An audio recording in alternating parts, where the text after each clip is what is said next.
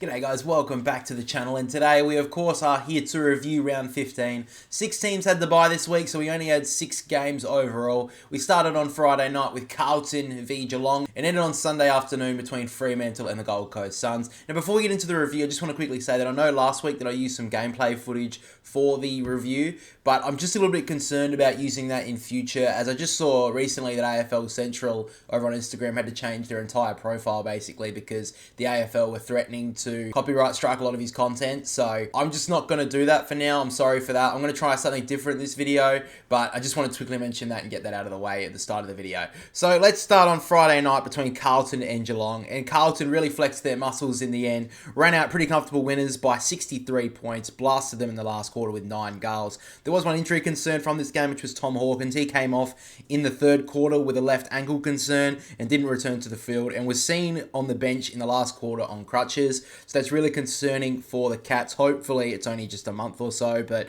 that's really concerning considering he's in the twilight of his career. Now let's get to the game itself. Carlton led from the outset. They kicked the opening 3 goals of the game and were just dominating through the middle of the ground at the stoppage with their 3 kings in there, in De Koning, Walsh and Cripps. They just dominated for the majority of the first quarter, and the Cats struggled to really contain them. The Cats did get 2 goals in a minute to settle their nerves a little, but the Blues responded once again with a few late goals to lead by 19 points at quarter time. In the second term, the Cats started well with the first 2 goals of that quarter to bring the margin under 10 points, but again the Blues would regain control and then smashed on 6 quick goals in a row to take a 42-point lead, but a late goal on the halftime siren to Jeremy Cameron, which is a little bit controversial, did bring the margin back to 36 points. Now in the third term, there wasn't a bit of a standstill with only 1 goal in the first 20 minutes of the quarter, but finally we saw a little bit of fight from the Cats. They actually kicked 3 late goals to give themselves a sneaky little bit of a chance to be only down by 27 points at 3/4 time. Now the Blues missed countless opportunities in the third term to extend their lead, finishing with 1 goal, 6 for the term, but the game quickly swung back in Carlton's favour in the final quarter. The Blues kicked 4 early goals in the final term to snuff out any type of comeback, and the Blues were firing on all cylinders in the final quarter. The Blues kicked 9 goals, 1 to really flex their muscles and get a nice percentage boosting 63-point victory over the Cats in the end. So the Cats are really in a hole right now. I do think that they were a little bit sluggish off the bye. On the other hand, the Blues were just massive. They played really good. And right now, top 3 teams in the AFL, a lot of people are saying that those are the only 3 that can win the premiership. I'm really unsure as to who else can compete with them 3 at the moment, being Sydney, Collingwood and Carlton. But Carlton right now, don't think they can be questioned. They're definitely up there as a premiership contender. And Geelong right now, I think they definitely overachieved at the start of the season, so they definitely have to go back to the drawing board. But let's get to the statistics in this game. Tom De Koning top scored with the AFL Fantasy Front with 131. Patrick Cripps with the 115 along with Ryan Myers. Sam Walsh with the 113. Matthew Kennedy with the 111. And then Blake Acres finishing in the top 6 with the 105.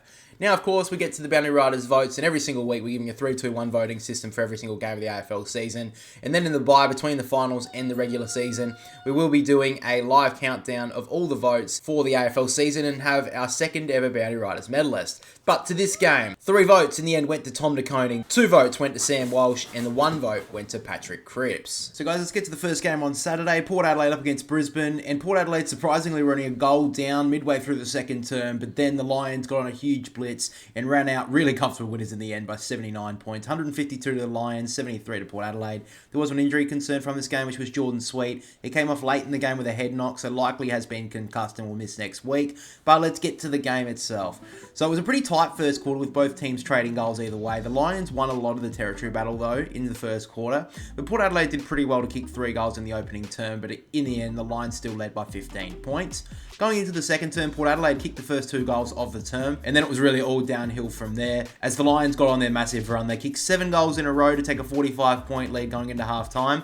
And then going into the third term, the Lions will kick another 5 to make it 12 goals in a row on the trot. Port Adelaide finally broke their drought late in the third quarter, but the damage is well and truly done. The Lions led by 74 points at 3/4 time, and then in the end ran out big winners by 79 points. The Lions are really jumping form. Let's not just down Port Adelaide because Brisbane were very good, but at the end of the day, Port Adelaide were dreadful. That was one of their worst performances out of this run this whole year. Ken Inkley's in a lot of trouble, which is warranted. I don't really like the crowd booing him, but at the end of the day, they are frustrating frustrated. And right now they're lucky they're in the 8. They're lucky they've beaten up a couple of teams earlier in the year. So Brisbane, great job, good win. They got another percentage booster, which will help them towards pushing for finals, because the teams like Collingwood and Essendon, who have draws in the 8, they've got a way better percentage than them. So that will help them going forward. So great win from the Lions. Really dismal performance from Port Adelaide. Let's look at the statistics in the game, though. Lachie Neale top scored with the 135. Oscar McInerney with the 125. Zach Butters with the 124. Josh Dunkley with the 118. Rosie with the 115. And then Eric Hipwood with the 114.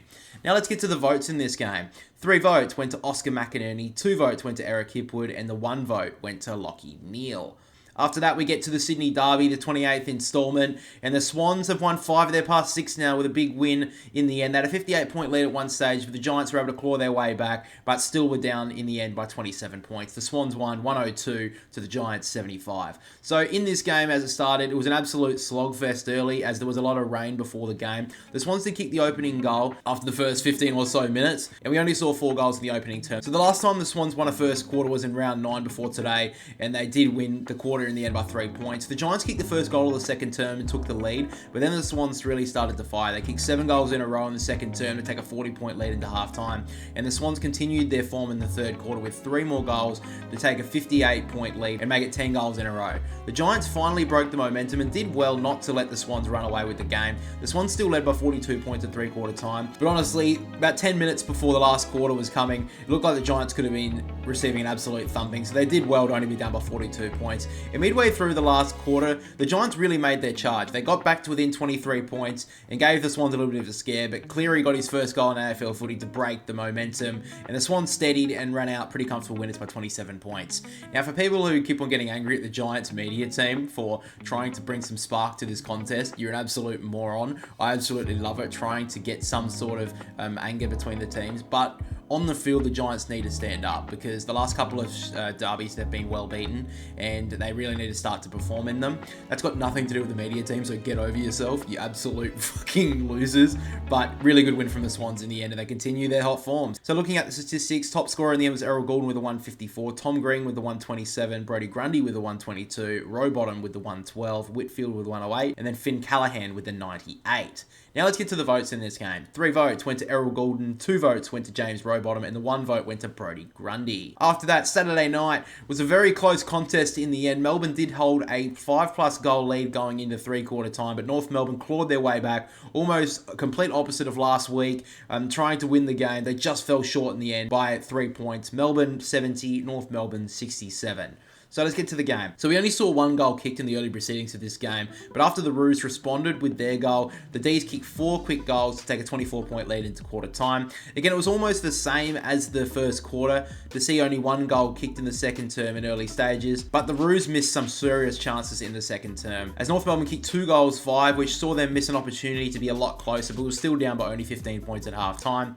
We saw a goal each way early in the third quarter, but like the first quarter, the D's finally were able to kick clear with 4 goals in a row to take a game-high 39-point lead late in the third quarter, but a late goal to North saw the margin reduced to 33. But then North Melbourne came back super hard in the final quarter, complete opposite of last week, like I said. They threw caution to the wind, gave themselves a real chance to steal this game. They kicked the only 5 goals of the last quarter and almost stole it after not taking the lead at any point in the evening, but Melbourne were able to just hold on in the final moments. A crucial late chance, David Uniacke just got a little touch in front of his own teammate in Paul Curtis, who would have taken a chest mark to have a kick after the siren. Ran out of bounds, and Melbourne were able to hold on by 3 points. So it is really good to see that North Melbourne are starting to put some real fight into their game, and Melbourne, they were very lucky. If they were playing against really anyone else in the competition, I think they would have been beat. Even if Nick Larkey got on the board, because he didn't even kick a goal, which we'll talk about in a little bit, but yeah, Melbourne were very lucky to hold on and win this game. But maybe this is what they need to keep on going with their season. So let's look at the statistics in this game. Top scorer was Harry Sheezel with the 115, Trent Rivers with the 110, Cherry with the 100, Max Gawn with the 97 along with George Wardlaw, and then Jack Viney with the 96. Now let's get to the votes in this game. 3 votes went to Jack Viney, 2 votes went to Harry Sheezel, and the 1 vote went to Stephen May. Now the main reason why Stephen May's got a vote here is because he was able to lock down Nick Larkey. If Nick Larkey did kick a goal in this game, North Melbourne would have won. He was able to keep him goalless, one of the most dangerous key forwards in the comp. So great job to Stephen May. He's been one of those few shining lights this year for Melbourne, and in the end, I know he did flop for a free kick and a slamming tackle, which should be looked at and should be called for staging. But he had a really good game in the end, Stephen May, so he deserves kudos for that performance. So now on to Sunday, and the first game was Essendon up against West Coast at Marvel Stadium, and Essendon were challenged at times against West Coast Eagles, but in the end they ran out comfortable winners by 30 points. Essendon, a massive score, 122 to the West Coast Eagles 92. Let's get to the game. So Essendon got out to an early lead, but after the teams both traded some goals, West Coast were able to sneak in front late in the quarter, and West Coast led by 1 point at quarter time. The Bombers again took the early advantage in the second term, but they really broke it open later in the quarter. After teams again traded some goals, it was Essendon who ended up with 3 goals in a row to take a 23-point lead at the major break. Now West Coast were able to kick the first 2 goals of the second half, but the Bombers again just were able to quickly respond. They're able to do that for the majority of the afternoon. But midway through the quarter, the West Coast Eagles had their best passage of football as they kicked 3 goals in a row to draw themselves within a goal of the game. But again, Essendon just broke away late, taking a 13-point lead into 3/4 time.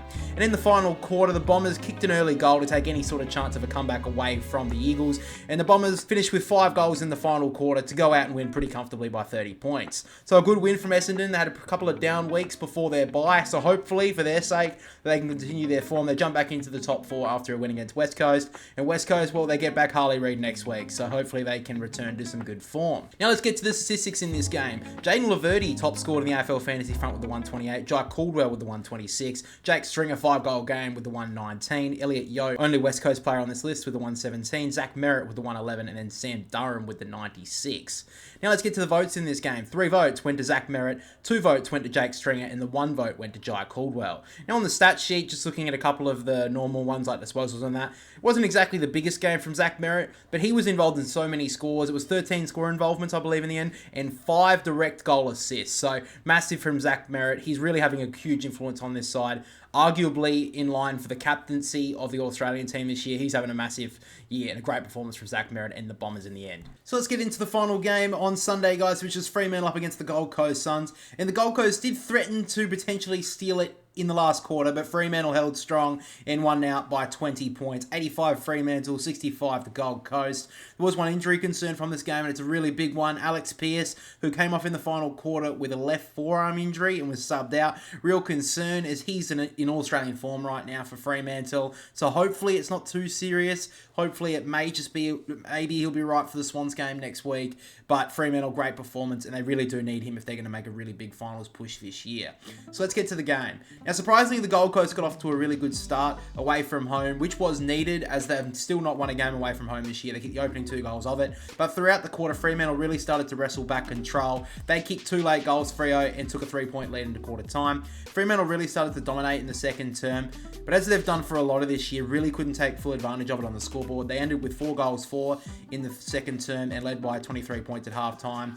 But the Suns honestly were lucky not to be 6 or 7 goals down at this stage. They were very lucky. It was goal for goal going into the third term. However, the Gold Coast did keep themselves in touching distance with 3 straight goals in the quarter, and the Dockers again were pretty wasteful with 4 goals 5, just kept the door ajar, but still held a comfortable 34-point lead going into the final change. Now, the Gold Coast did send a scare through the Fremantle camp midway through the last quarter with 3 of the first 4 goals of it, but Fremantle did steady about 5 minutes or so to go in the game, with the former Suns player Jago O'Meara kicking a crucial goal to seal the deal and send Fremantle home with a 20-point victory. So a good win from Fremantle. They really needed it after a really poor performance last week against the Western Bulldogs, and they kept themselves into a pretty nice position on the ladder. We'll get to the ladder in a second, but a great performance from Fremantle. Gold Coast, on the other hand, they can't win away from home. I don't know if they're going to make finals because of that fact. All they needed to do was win 2 or 3 games away from home this year, and they would easily secure finals because they are dominating at home. So if they can finally find some sort of form away from home later in the season, there may be a chance. But right now, this is a game that they really needed to compete and almost win, and they didn't. So really poor performance from the Gold Coast. Let's get to the statistics though. Top scorer in the end was Andrew Brayshaw with the 136, Took Miller with the 130, Sean Darcy, great performance from him, probably the best of the year with the 111, along with Sam Flanders and Will Powell, then Hayden Young with the 104. Now let's get to the votes in this game. 3 votes went to Hayden Young, 2 votes went to Andrew Brayshaw, and the 1 vote went to Sean Darcy. But of course, guys, that is the end of round 15 and the end of the bye. So now we finally get to the even AFL ladder moving into the rest of the season. So now everyone's played the equal amount of games, and at the top is still the Sydney Swans by 3 games. They're on 52 points. Carlton with their win are on 40, still in second. The Bombers with their win move all the way up into third spot. with 38 points. Collingwood are in 4th with 36. Fremantle with the win against the Gold Coast Suns move their way into 5th and keep a top 4 chance alive. The Giants are in 6th, Geelong are in 7th, Port Adelaide are in 8th, and Melbourne are in 9th, all on 32 points. The percentage is the only thing dividing all of those teams. The Brisbane Lions really charging hard. They've got a great percentage. They are sitting in 10th spot. The Bulldogs obviously had the bye this week. They're in 11th with 28 points. Really good percentage though. The Gold Coast are in 12th. Poor loss from them. And Hawthorn in 13th, of course, had a bye this week. Their percentage is really poor, so they're going to have to improve that if they're going to sneak into finals. But they are, of course, in really great form. St Kilda are in 14th. The Crows sitting in 15th. West Coast sitting in 16th. Richmond are in 17th. And then North Melbourne have improved, but still sit bottom of the ladder. But guys, that is the end of the review for this week.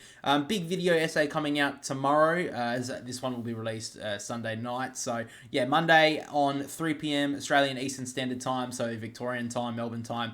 Video essay coming out. It's about AFL journalism. So hopefully you guys are excited for that. Really big video, something that I'm super passionate about talking about in the AFL space, which a lot of people don't tend to talk about. So that's really what I'm trying to go with a lot of these video essays and try and bring some light to that sort of stuff.